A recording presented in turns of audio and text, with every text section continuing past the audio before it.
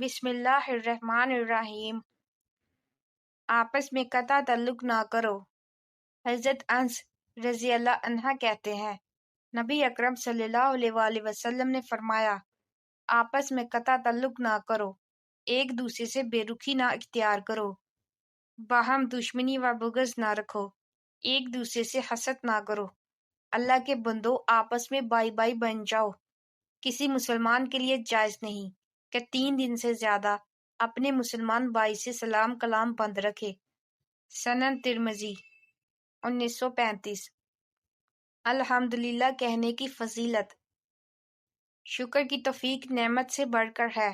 حضور نبی اکرم صلی اللہ علیہ وآلہ وسلم نے فرمایا، جب اللہ رب العزت بندے کو کوئی نعمت عطا فرماتا ہے اور وہ بندہ اس نعمت کے ملنے پر الحمدللہ کہتا ہے تو بندے نے جو شکر ادا کیا وہ اسے ملنے والی نعمت سے افضل ہوتا ہے۔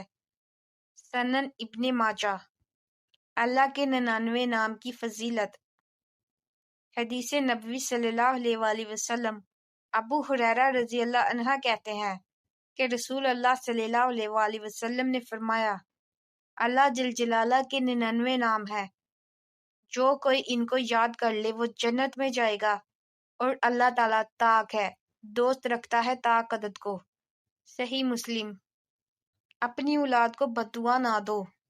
حدیث نبوی صلی اللہ علیہ وآلہ وسلم۔ نبی اکرم صلی اللہ علیہ وآلہ وسلم نے فرمایا، اپنے آپ کو، اپنی اولاد کو، اپنے خادموں کو اور اپنے مال کو بددعا نہ دو، ایسا نہ ہو وہ گھڑی قبولیت کی ہو اور تمہاری دعا قبول ہو جائے۔ سنن ابی داؤد۔ آسان صدقہ کیسے کریں؟ حضرت ابو ذر رضی اللہ عنہ کہتے ہیں، نبی اکرم صلی اللہ علیہ وآلہ وسلم نے فرمایا، اپنے بھائی کے سامنے تمہارا مسکرانا تمہارے لیے صدقہ ہے، تمہارا بھلائی کا حکم دینا اور برائی سے روکنا صدقہ ہے، بھٹک جانے والی جگہ میں کسی آدمی کو تمہارا رستہ دکھانا تمہارے لیے صدقہ ہے، نابینا اور کم دیکھنے والے آدمی کو راستہ دکھانا تمہارے لیے صدقہ ہے، پتھر کانٹا اور ہڈی کو راستے سے ہٹانا تمہارے لیے صدقہ ہے، اپنے ڈول سے اپنے بھائی کے ڈول میں تمہارا پانی ڈالنا تمہارے لیے صدقہ ہے۔ سنن ترمذی 1956۔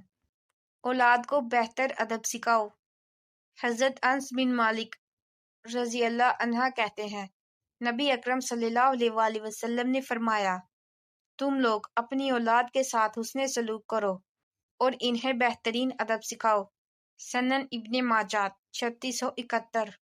اذان اور اقامت کے درمیان دعائیں رد نہیں ہوتی۔ حدیث نبوی صلی اللہ علیہ وآلہ وسلم۔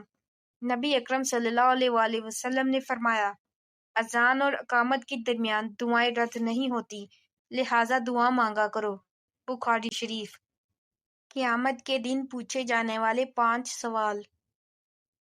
عبداللہ بن مسعود رضی اللہ عنہ سے روایت ہے کہ نبی اکرم صلی اللہ علیہ وآلہ وسلم نے فرمایا، آدمی کا پاؤں قیامت کے دن اس کے رب کے پاس سے نہیں ہٹے گا یہاں تک کہ اس سے 5 چیزوں کے بارے میں پوچھ لیا جائے، اس کی عمر کے بارے میں کہ اسے کہاں صرف کیا، اس کی جوانی کے بارے میں کہ اسے کہاں کھپایا، اس کے مال کے بارے میں کہ اسے کہاں سے کمایا اور کس چیز میں خرچ کیا، اور اس کے علم کے سلسلے میں کہ اس پر کہاں تک عمل کیا۔ سنن ترمذی 2416۔ غم سے کیسے بچے؟ حدیث نبوی صلی اللہ علیہ وآلہ وسلم۔